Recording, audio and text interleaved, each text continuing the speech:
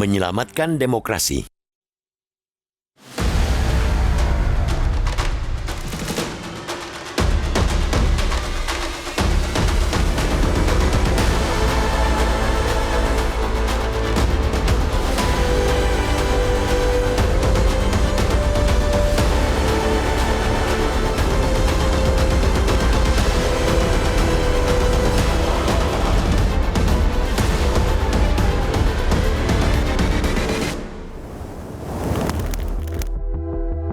Proses menuju pemilihan umum 2024 diwarnai oleh beragam tindakan dan aksi penggunaan kekuasaan untuk menopang kemenangan pasangan calon atau paslon tertentu dan partai-partai yang berada dalam lingkaran kekuasaan.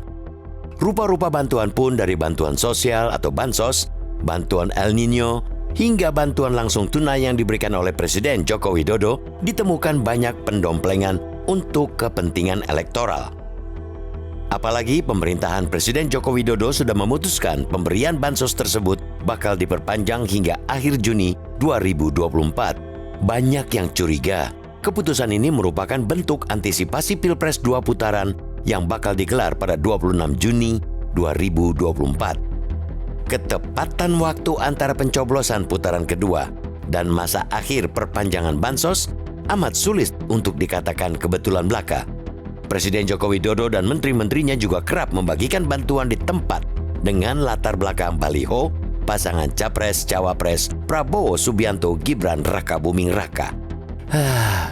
Bahkan sejumlah menteri pun memelintir bansos sebagai bantuan Presiden Joko Widodo, lalu menarasikan bansos bakal dihapus jika presiden terpilih berikut bukan yang didukung oleh Joko Widodo. Inilah fakta-fakta yang tersaji di depan mata. Bagaimana demokrasi kita menghadapi tantangan serius, amat sangat serius. Keterlibatan kekuasaan dengan instrumen yang dimiliki secara masif ini membuat pemilu 2024 terancam menjadi pemilu paling buruk dalam sejarah demokrasi Indonesia pasca reformasi. Pemilu 2024 juga bisa dibilang sebagai pertaruhan demokrasi, sebab di pemilu kali inilah bisa kita lihat apakah demokrasi kita selamat dan didirikan oleh akal sehat atau pemilu yang merepresentasikan segala muslihat hukum dan etik demi melanjutkan kekuasaan bagaimanapun caranya. Langkah itu paling kasat mata dan kontroversial dengan menelikung hukum. Aturan tentang batas usia capres-cawapres dibelokkan, bahkan dengan memanfaatkan Mahkamah Konstitusi. Alhasil, calon yang secara undang-undang tidak bisa ikut berkompetisi nyatanya bisa melenggang mulus turun gelanggang. Putusan Mahkamah Konstitusi ini jelas-jelas telah melecehkan prinsip the rule of law yang merupakan salah satu pilar penting demokrasi. Maka, selanjutnya kita menyaksikan muslihat demi muslihat tercipta hampir saban hari. Penabrakan aturan demi aturan terpampang di banyak tempat dan beragam segi. Mereka yang diperintah undang-undang agar netral, malah menabrak aturan dan melanggar sumpah secara brutal. Jika Presiden Joko Widodo dan sejumlah pembantunya terus melakukan hal ini, demokrasi kita bisa mundur bahkan menemui ajal. Sebagai produk demokrasi, Presiden Joko Widodo harus menyelamatkan demokrasi.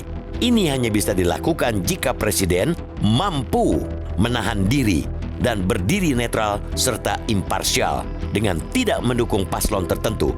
Presiden juga harus bersikap adil terhadap semua paslon capres-cawapres.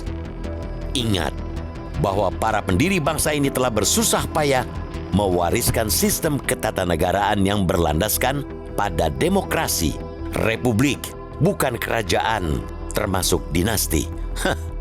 Jadikanlah pemilu 2024 ini benar-benar sebagai ajang pematangan demokrasi tanpa ada campur tangan penguasa untuk memihak dan cawe-cawe. Juga, negara harus memastikan setiap rakyat bebas memilih tanpa ada tekanan, intimidasi, dan teror. Kebebasan dan keadilan berpartisipasi bagi peserta pemilu dan pemilih niscaya akan menghasilkan demokrasi yang berkualitas. Namun, bukan hanya penguasa yang harus berperan menyelamatkan demokrasi dari kematian. Rakyat sebagai pemilih juga harus ikut berpartisipasi. Pilihlah paslon capres-cawapres yang menjunjung tinggi rule of law bukan paslon capres-cawapres yang sudah menginjak-injaknya demokrasi dan meruntuhkannya. Harga demokrasi teramat mahal untuk dipertaruhkan dan penderitaan atas itu bisa berkepanjangan.